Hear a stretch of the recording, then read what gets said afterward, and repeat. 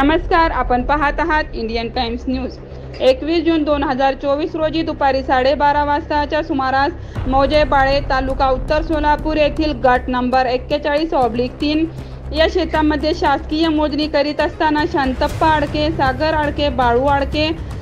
यांनी त्याचा राग मनात धरून ही शेती आमची आहे,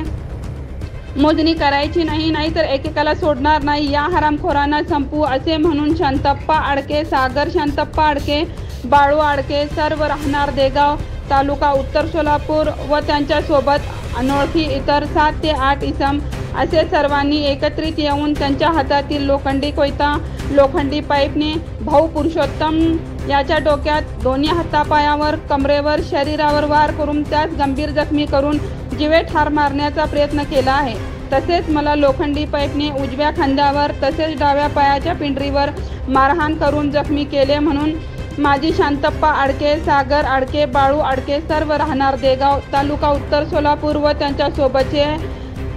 8 अनोळखी इसम यांच्या विरुद्ध तक्रार दिली आहे। यात उत्तर कसबा येथील पुरुषोत्तम दिगंबर बर्वे याचा खून केल्याप्रकरणी शांतप्पा यशवंत आडके, सागर शांतप्पा आडके, विजय कुमार उर्फ बाळू शांतप्पा आडके व महादेव सदाशिव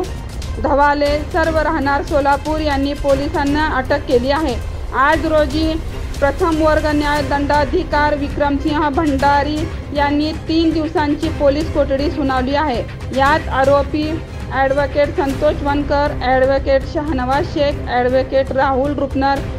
ॲडव्होकेट शैलेश पोटफोडे यांनी तर सरकार पक्षातर्फे ॲडव्होकेट अमर डोके हे काम पाहत आहेत।